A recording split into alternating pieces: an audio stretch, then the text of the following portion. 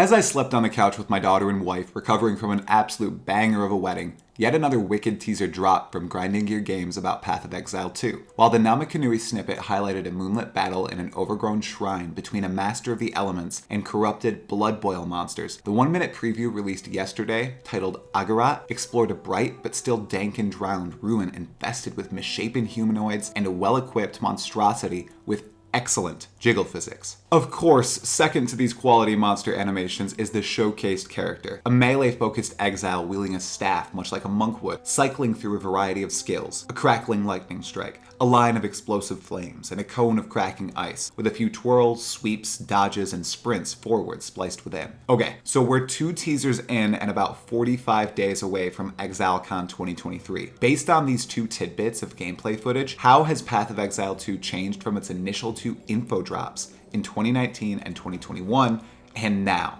all the way in June of 2023. Let's lead with the wins, then we'll discuss a few of the worries that have popped up across the PoE community. The largest positive difference is the sound design and mixing, truly the audio quality in general. I've always adored PoE's music. I keep all my sound effects on in-game, but from the 2019 and 2021 PoE 2 showcases to these 2 teasers, the music used has had a substantial change in tone. It's unique, dissimilar to other tracks I've heard over and over, and I'm here for it. Additionally, the audio effects and character dialogue is on point. The sloshing around of the monsters, the thud of the staff hits, the frequency of the exile speaking, that's something I'm a fan of and miss from other games. In PoE, our character does not speak much, and even in the original PoE 2 showcase, it seemed they'd speak up upon entering a new area or completing a quest objective. In both of these teasers, each character spoke quite a bit, commenting on their surroundings, calling out to other characters even, in the case of the Ngamakanui snippet. Of course, these are 2 hand-chosen instances in PoE 2, curated to be showcased to a wide audience. If they can keep up this level of hauntingly beautiful soundscapes throughout PoE 2, I'll be a perfectly happy, totally sane exile. Next up, instantly noticeable to anyone who had played Path of Exile in the past, the difference in graphical and animation quality from PoE 1 to PoE 2 in 2019's announcement was nothing short of shocking. The 2021 Act 2 showcase further cemented the strides the developers were taking in terms of PoE's graphical engine potential, especially with the entire caravan rolling through the open gate scene, and the rigging of every character in the game was substantially better. Melee animations especially weren't as stiff. Characters even had 3 separate animations for movement based on their movement speed. Well, in the past 2 years, those graphics and animations kept improving. The moonlight basking the beach and jungle in Ngamakanui, the fleshy, bloody monsters charging the raven-haired witch, the 2 bulky bosses we've glimpsed too, one with,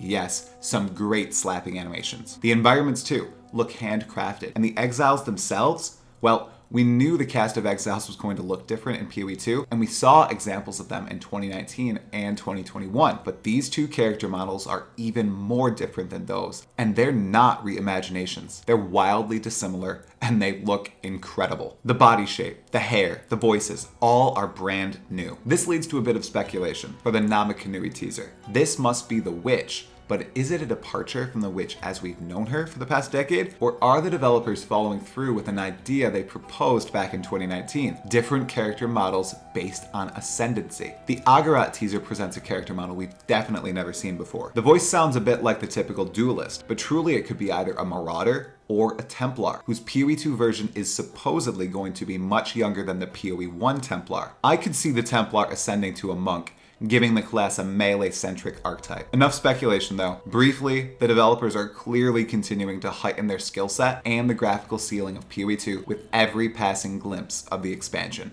Rounding out the trio of considerable differences between PoE 2 as we've known it and the most recent teasers are the new skills and combos displayed. In the trailers and gameplay sequences paraded around in the past, multiple skills were used as the developers sought to stress the huge leap in possible fully decked out 6-linked skills possible with the new skill gem system. Yet in these 2 teasers, the characters cycle through a wide variety of different skills. The witch uses at least 5, perhaps 6 if the shown dodge is a skill gem and not something granted to all characters. The monk used at least 6. The developers could be looking to show off as many effects and skills as possible in the short window of time they have to advertise, or this could be the new reality in Path of Exile, a game where we can use and are incentivized to use an array of skill gems and not just a few on most builds. I have a few questions lurking around my mind too concerning this. I'm wondering if there will be a greater incentive than because you can as well. Will new supports be added that buff certain skills if you use others before them? Are the more basic attacks like the Witch's Lightning Ball and the Monk's Staff Spin default attack skills granted by the weapons, as the two new weapons in PoE 2,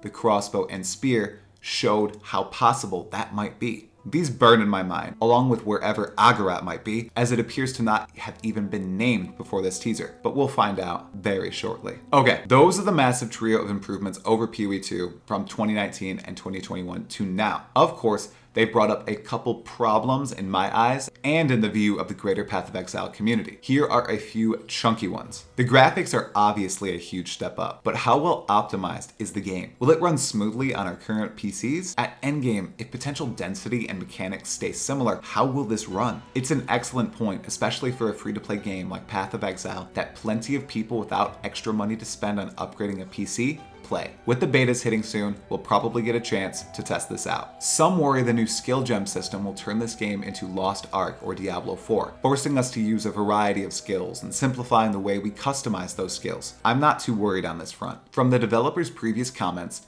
we should only be getting more tools to play with without the depth being taken away. The support gem system is staying in place, alongside all the customization it carries. Hopefully, there will be plenty of new and exciting methods to change our skills, perhaps giving melee enjoyers a wider array of new supports, just as bow users have a multitude of methods to alter their skill gems. There's a dodge in the game now. Are we Dark Souls? Front and center in both teasers was a dodge roll. Yes. How it will be implemented? We're not sure. It could be a default movement given to all characters. It could be a skill gem. It could be a support gem. I'll wait to speculate more, but I'd be fine with it being a default for all characters with the ability to pick up more movement skill gems throughout the game. This could just be an introduction to new players, with new movement skills like dash and frostblink found throughout Path of Exile. Undoubtedly, more issues will pop up that we'll talk about in good time. But for now, it appears to be W's across the board for grinding gear games in the PoE community. I haven't seen this much excitement in the YouTube comments, PoE official forums, or the PoE subreddit, rest in peace, in quite some time. I'll be continuing to track what we know about Path of Exile 2 and give some speculation as well in the coming weeks leading up to ExileCon 2023. Join me along this journey and another series I'm moving through, a flashback through the entire history of Path of Exile. PoE 2 cannot arrive soon enough. I'll see you there. Thanks for watching. If you truly enjoyed this video and would like to see more, please like, subscribe, and hit the bell for more PoE content. I'm actively working toward growing this channel too. If you'd like to directly support me, consider becoming a patron on Patreon or a member here on YouTube. Huge shout out to my current members for the support. Tala Moana.